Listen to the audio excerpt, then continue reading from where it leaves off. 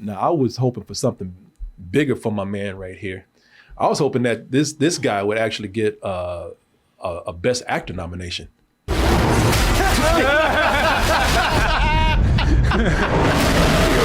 Yeah, y'all knowing my performance? Yeah, but you don't want him showing up to the awards. Especially and not win. Give me them goddamn awards. Take them all. You start watching them scales start popping out his back. You're like, shit, man, here, just take them all. Keep my wife's name out your mouth. You're not married. Shut up. Give it back to actors. He goes up and slaps Will Smith.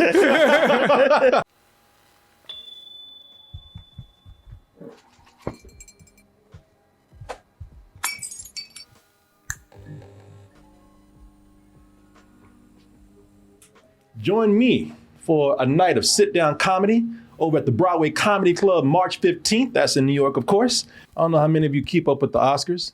None of us like the Oscars, but we keep up with the Oscars. Sure. Everybody complains about the Oscars, but we're still there for the day that they announce the nominations, which happen as of this recording today. And I was looking at the nominations here on, I believe this is CBS News. They have all the list of nominations for all the categories right there. And I was just looking at some of these, and I'm not heavy into the Oscars like I used to be. I'm not heavy into award shows like I used to be. Yeah, honestly, when I see the nominations, that's where it peaks for me. Yeah. It's like to see, okay, this was recognized. Yeah. And now I'm done. That makes sense. I could see that. And that's what we're going to talk about right now. It's very interesting to see what they nominated, because sometimes there's a movie you like, you're rooting for it just to get the attention. I mean, even if you're not in the awards, you kind of want to see the movie get some well-deserved attention and love from people out there. And then, more than actually seeing what you were rooting for to get nominated, people, it's funny, people watch the nominations to get mad. Yeah, right. They hate watching nominations. You didn't pick the movie I liked. You don't work for us. Too bad. You apply to get on the board. We'll see what we can do. Yeah, people hate the snubs. And also people just love talking about the surprising things that they never expected to get nominated. And those people kind of either feel very happy about that or like, well, you know what, my movie could have been in that category. Yeah. If you weren't nominating that bullshit. But I'm gonna look at this and talk about some of the surprises, not surprises, and some of the snubs that happened, and some of the pleasantries and disappointments. So let's start out with one of the things here with Best Picture. I'm not gonna name all these Best Picture nominees here. You can look at them for yourself. But one of the things that I don't know if I wonder how people are going to perceive this nomination right here. I wonder how people are going to react to, and I haven't read anything, people haven't burned anything down yet, but I am wondering how people are going to start to react to this being nominated for Best Picture. Falling off my roof. And my heels are on the ground. This was upset people like that when they got nominated. What? Barbie. I mean, I'm not surprised that Barbie was nominated. It's funny because I really did like the movie. Now I don't know if I would have said Best Picture. I don't know. And see, I'm sitting up here saying I don't know about Best Picture, but I don't know if I'm still thinking in the old way. Like I'm just not used for a movie like this to be nominated, and I should be because this is sort of a genre movie, Yeah, but it doesn't have to stay that way.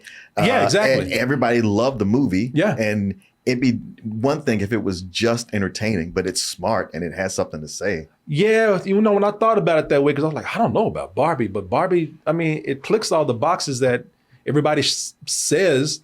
We've been complaining about this for years that a movie should be nominated for. Yeah. And they've been usually leaving out. When we were coming up traditionally, the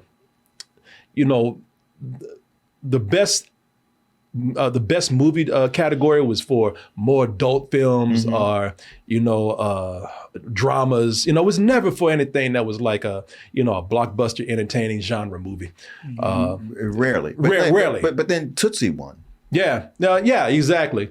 But still maybe a comedy, but nothing that was, let's just put it this way, fantasy, sci-fi, that was reserved for all you nerds and kids out there. Right. Well, we got technical awards for you guys. Yeah, exactly. And you might get a best screenplay. Yeah. adult fare, even if it was comedies or something like that, grounded things. Yeah. Were mostly considered to be best picture. So for this to be nominated, that shows that the Academy is thinking in a different way. Maybe I was surprised because of what kind of movie it is, but I'm pleasantly surprised because, like we say, the way the Academy thinks should change. Mm-hmm. But I'm not surprised because of the money it made. Yeah. This is one of the highest, if not the highest grossing movie besides another film of 2023. So I'm not surprised at all. What I am surprised about is, so you had Ryan Gosling nominated for Best Supporting Actor. Margot Robbie did not get Best Actress. And okay, maybe we can talk about that, but you got this movie nominated for Best Picture, and they didn't say anything about Greta Gerwig. Yeah, that is weird. She did such a great job with this film. Y'all ain't gonna give her no love for this at all. Right, she's the reason why this movie exists. Exactly. She campaigned for this movie to be the way it is. Mm-hmm. Yeah, man. How do you feel about this? That was one of those, like, normally I don't indulge in the whole snubs. I'm like, look, you can't pick everybody. Mm-hmm. But there's a couple of them, and that is one where I was like, how did she not get nominated? Yeah, especially for the picture to be there and Ryan Gosling, deservedly so. Yeah. But yeah, you're right. Without her, this movie would have been the movie everybody expected it to be. Yeah. I like I said, man. I mean, sometimes I just want to see people get the attention and the credit for something that's well deserved, and she was the one that's responsible for this movie. I think that I don't know what the hell they were thinking. But you know what? I always say this. It's like, when you don't get something doesn't get nominated, it's not about how good or bad it was. It's about what was its competition. Okay. If you only got 5 slots, not everybody who everyone thinks deserves it can get in there. Let's look at Best Director then. Who we got in there? Yeah. Jonathan Glazer for The Zone of Interest, Yorgos Lanthimos, Poor Things. Christopher Nolan, Oppenheimer. Martin Scorsese, of course. Yeah, of course. So so you got Justin Triet, Anatomy of a Fall. All those movies people are talking about, except The Zone of Interest. I don't know how many people talking about that. Yeah, I never heard of that one. Oh yeah, it's about people who live next to Auschwitz and their day to day. All right.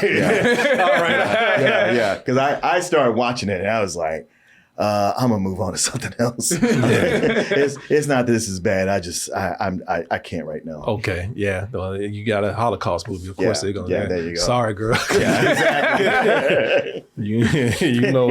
we kind of have to do this. Yeah, I don't know, man. Maybe they should have put a 6 category or 6 slot there for her or something. I don't know. Here's something that I'm not surprised about either. Everybody was talking about this movie, and I do feel it deserves to have a Best Picture nomination. Look at what they publish. Look at what they expect us to write.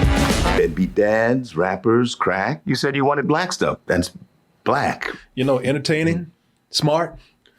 So yeah, I mean, it was something where I think not only did it deserve to get Best Picture nomination, but it's well deserved and past due for Jeffrey Wright. Yeah, get something. Yeah. Well, isn't he nominated for Best Actor? Yeah, that's what I'm saying. He's nominated. It's well deserved. For him. Yeah. I'll tell you what I was surprised about, because I had said that this dude deserves it, but I didn't think they would do it. Sterling K. Brown. Yeah, I know. Yeah, I know, right? Hello. But yeah, man, I was glad he got it because he was so good. He was. His name was the one I was surprised was on there. But I think people they've been seeing him around for a while, and people loved him on This Is Us. So yeah, that helped. Yeah, so happy about that. I'm glad that movie got the attention. I thought there was a chance that the movie would not get nominated, and I was already kind of prepared for it. I was too. Yeah, but now that it happened, I'm not surprised and I'm happy about it. And I'm really happy for Jeffrey Wright. Do you think Jeffrey Wright has a chance to win? Who else? No, he probably does not. Who do you think has it? Cillian Murphy. Oh, of course. Oh, yeah, Oppenheimer, yeah, of course. Yeah, of course. Yeah. I mean, I forgot who else is nominated. I mean, Jeffrey Wright would be my pick, but I think the money's on Cillian Murphy. Yeah, he's going to get it. Yeah. So speaking of which, here's somebody who I'm glad they got nominated. Who's not gonna get it? but hopefully, this will get them attention and more jobs that will hopefully down the line get them a nomination where they will win one day. So, talk, shout, take command. The time has come for another.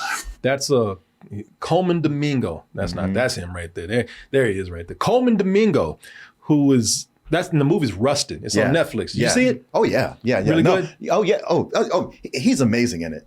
And you learn a piece of history that most people don't know. And when we were filling our ballot for the AFCA, I had him, him and Jeffrey Wright both on my list for Best Actor. Nice. Yeah, he's not gonna get it. Everybody says Cillian Murphy. He's Cillian Murphy. Yeah, and he's gonna get it, and he deserves it. But Colman Domingo, I'm glad he got the attention because he gives a great performance in everything that he's in. I thought, because I knew he was going to be ignored for The Color Purple, the remake. But he's great in it. But The Color Purple is just not picking up any traction at all with people. It's not nominated for anything. So, or is it? Is it nominated like for sets? Danielle Brooks is nominated for Best Supporting. Oh, really? Yeah. She should be. Yeah. Yeah, Danielle Brooks, man. She's this is for the Color Purple remake right here. Danielle Brooks, she was amazing in the movie, man. So I'm glad she got it. And you think about it, The Color Purple is such an ensemble, but Rustin, he is Rustin. Yeah, that's true. And he plays a different character than you have seen him do otherwise. Really? How so? He's very flamboyant. I mean, his sexuality is a big issue in this story. But he's gay in real life. Right. So I guess it's something that he was. I guess it was easier for him to play because of his sexuality, right? Because I've seen him. He's kind of flamboyant in real life. Yeah. I did an interview with him. His shirt was open all the way down to here. He's like, "Hey, listen, I ain't into women, but they want, shit. They want hand, something like that." But the thing is, he's different. I saw that interview with you, you. So I saw what his mannerisms are like, and as Rustin, he's a different type of person. Yeah. I tell you that as far as snubs go, my big disappointment was not Zac Efron being in there. Oh, for Iron Claw? For Best Actor. Yeah. Iron Claw, yeah. Yeah, for Iron Claw. Yeah, you know what? I guess I knew he wasn't going to get it, man. And the only reason why I say that is because it was just so much. So much, yeah, I know. Yeah, we just named 3 people, so there was only 2 more slots. And yeah, if y'all haven't seen Iron Claw, which a lot of people, this wasn't even nominated for Best Picture. Yeah, I know. Yeah, Iron Claw was something. It was one of the best movies of the year, but it's just a crowded year, man. Mm-hmm. Ever since I was a child, people said my family was cursed. I don't think you curse. Zac Efron, man, he was great in this movie because not only was his performance great, which he's always given some great performances, man. But he's been low key great. No, he's amazing. No, but he physically transformed himself even more. He got bigger. Went and had surgery on his face and everything. And I don't know if that's true or not. I don't know, but he really did physically and mentally put himself into this role. I'm sorry that he didn't get anything for this. I just knew it's going to be one of those movies that people are going to say it's very good, but it's just not going to be in there. It's too bad. I'll tell you one thing that I was happy for. Now, I was hoping for something bigger for my man right here. I was hoping that this guy would actually get a Best Actor nomination.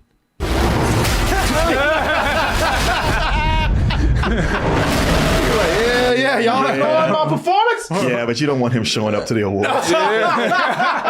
Especially and not win. Give me them goddamn awards. Take them off. You start watching them scales start popping out his back. You're like, shit, man, here, just take them all. Keep my wife's name out your mouth. You're not married. Shut up. You a Beck actress. He goes up and slaps Will Smith. I'm glad that this got nominated for Best Visual Effects. That's Godzilla -1.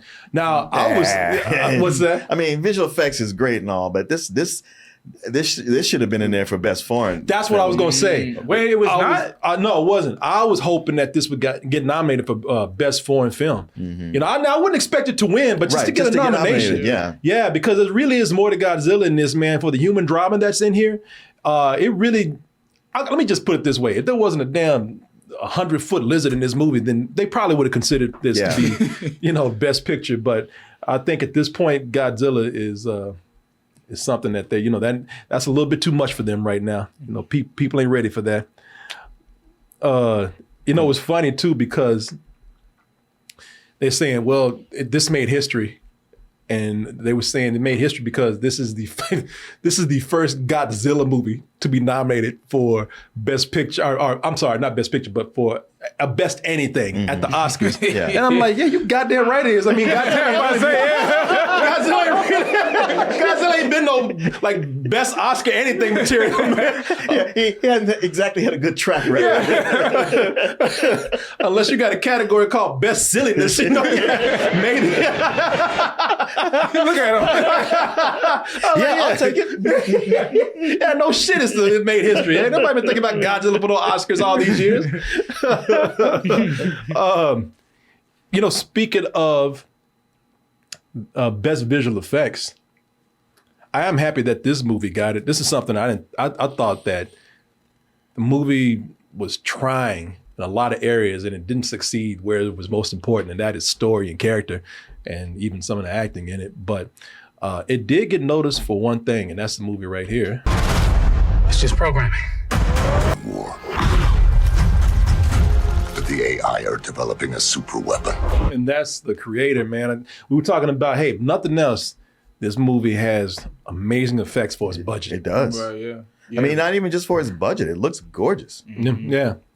No, it's a great looking movie, man. And I thought, if nothing else, it deserves to be nominated for best visual effects. And it was. So cool. This is a special year for animation. And for kind of I'm going to say something that's kind of petty, but I don't mean it in a bad way. I'm not trying to slight anybody here, but this was a year that Disney got shut out. Not Disney. Disney got shut out for animation. Yeah. Now Disney kind of took the back door to get nominated because they got nominated through Pixar. Sharpest dream of our family. Someday it'll all be yours. But we all live by one simple rule. Elements cannot mix. And so that's Elemental. Elemental got nominated for Best Animated Feature, but Wish did not, which is Disney. So which was like everybody knew that was not going to be a thing. If Pixar releases a movie, there's a slot open for it, no matter what. Yeah, that's true. Yeah, they're going to try to give it to it no matter what. But with Disney kind of taken out, it did leave a couple of slots open for some, which, I mean, listen, I'm going to say, if you're taking this from, a creative point of view, being less formulaic, taking on, different artistic looks, there were some movies that did a lot more than what Disney's doing because Disney is, with some exceptions, but they usually stick to a formula. Pixar is the one that's out there like trying to, do something, are pushing the limits of the storytelling. But this year we got different things that are in there that are non-Disney, and a lot of people appreciated at least that they took a visual different approach to this. Of course, they're talking about movies like Spider-Man Across the Spider-Verse. Oh, yeah, of course. Yeah. That's no surprise to anybody that got nominated. The mentality of the Oscars is starting to change. It's starting to recognize sci-fi and fantasy as legit movies to be nominated for Best Picture. Normally, when you had Best Animated Feature, they said, well, you know what? I mean, if you ain't got a Disney budget, then you ain't up in there. This year, they kind of nominated for Best Picture a low-budget animated movie. Have you seen this one? Is it Robots and Dreams or Robot Dreams? Robot Dreams. You know what? I have that movie. I just haven't gotten around to watching it.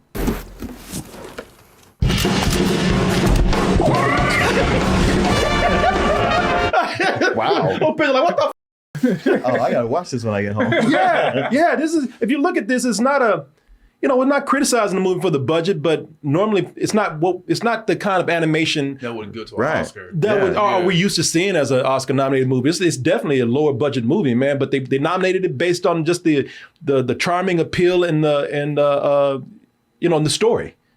So that was kind of cool that they did that. All right, cool. Yeah, I want to see this now. Yeah. I was kind of mad because I was like, well, shouldn't the Teenage Mutant Ninja Turtles be in there? But all right, that didn't make it? No. I knew that wasn't gonna make it. Did you? I did. What the hell's on the list then? Here, I'll show you. So on the list, You got You know, Spider-Verse, Polly, the boy in the heron. Yeah, the boy and the heron is on there. So for animated features, you have. That's short. Let me go up a little bit more. You have The Boy and the Heron, Elemental, Nimona, Robot Dreams, Spider-Man Across the Universe. Now I can tell you the reason why they nominated Nimona. I haven't seen it. Let me see here. Nimona. I think isn't that an anime? No. It's computer generated, but it's not anime. Okay. It's on Netflix. It's pretty good. Okay, this. Yeah, you would like it. Oh, Nimona. I know Nimona, man. We actually talked about this. Let me pull this up. Yeah. The Queen Killer is still out there. Everyone is scared. And then, who do you want to kill first? What? Look, I can help you, but promise me you won't freak out. Why would I trust you? Promise! I promise! So this is sort of a genre-bending film right here. It has it's a blend of medieval fantasy and sci-fi. One of the reasons why people are happy that this is nominated. Did you see it? Mm-hmm. So this has an openly gay character, right? Yeah. As the lead. Yeah. So yeah, I think that a lot of people consider this to be a little groundbreaking because of of them being able to actually have your first big gay leading character in an animated feature, which is cool. Cool. I'm glad it's getting the attention that it did. I heard it was good. I'll be honest with you. I never would have thought this would be nominated for Best Picture. I wasn't sure because it was popping up on some list of best for animation. But I didn't think it would actually get to this part. Let me ask you a question then. Yeah. So you saw it? Yeah. Do you think this deserves it over Ninja Turtles? No. Okay, so Ninja Turtles probably should have gone in for this movie, right? But it's personal taste. Yeah. It's not like I see this in there and I go like, man, that's some bullshit. Yeah. Okay. This is what's gonna win. A lot of strange things happen in this place. I just hope he stays safe. It's a Miyazaki movie. Yeah, he came out of retirement to make it. Yeah. He might not make another one. Yeah. This is a shoe-in, y'all. This is what's gonna win. I'm gonna tell you right now. It's gonna get voted on by people who didn't watch the whole thing. Yeah, it's gonna get voted on by people who like, I ain't watching no cartoons. Yeah. And this is what they are told to vote on right here. I'm telling you, people, and I'm being serious. They're gonna vote for this who haven't even seen it. Yeah. So there you go. That's just some of the things that we're talking about right here. Other than that, I don't think there's any other big surprises outside of that. Yeah, I mean, for the most part, because there's some years when I look at the nominees and I'm like, man, there's a bunch of shit on here I don't even like. Yeah. And most of these are movies, the vast majority of like, these are all good. Yeah. I've seen them all. I like them to different degrees. Yeah. So I don't think anybody's really surprised. The one thing that did surprise me though, because I spent a lot of time watching documentaries to fill out my ballot for, to get my 5 slots for the best documentaries. Mm-hmm. None of those documentaries I watched on that list. Do you feel like you wasted your time? What's on the list? Well, let's see. Martin, so did you see, let me see here. Did you see all of these? 20 Days in Mario Polo? No, you didn't see any. So you saw none of these. I saw none of them. Bobby Wine, Nope. The Eternal Memory, 4 Daughters, To Kill a Tiger. No, as a matter of fact, most of them I didn't even hear of before. I was like, oh, wow. That's funny. I'm sorry, man. Oh, what do you think is going to win Best Picture? Oh, Oppenheimer. That's what I think. That's what I think, too. There you go, folks. All right.